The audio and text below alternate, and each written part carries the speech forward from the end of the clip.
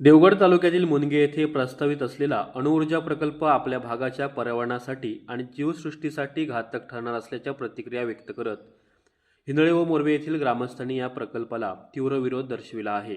नुकत्याच झालेल्या ग्रामसभेत महिला आणि ग्रामस्थांनी एकत्र येत या प्रकल्पाला आमचा कायमस्वरूपी विरोध राहील असा एकमुखी ठराव मंजूर केला आहे. या सभेला हिंदळे आणि मोरवे भागातील महिला व पुरुष मोठ्या संख्येने उपस्थित होते.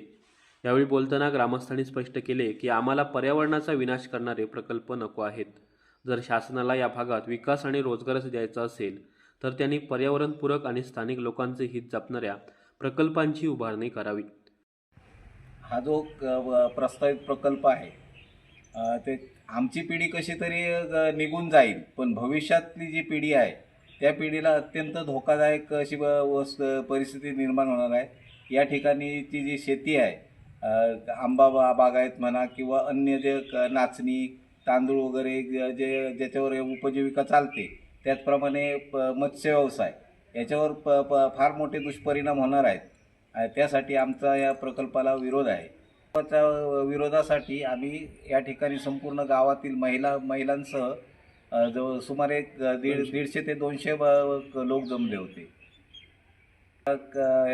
बैठकीत एक ठराव प्रकल्पाविरोधी ठराव घेण्यात आला आणि एक संघर्ष समितीची स्थापना करण्यात आली. आणि असे विनाशकारी जे प्रकल्प आहेत ते सरकारने कृपया आमच्यावर लादू नये अशी आम्ही सरकारला विनंती करतो.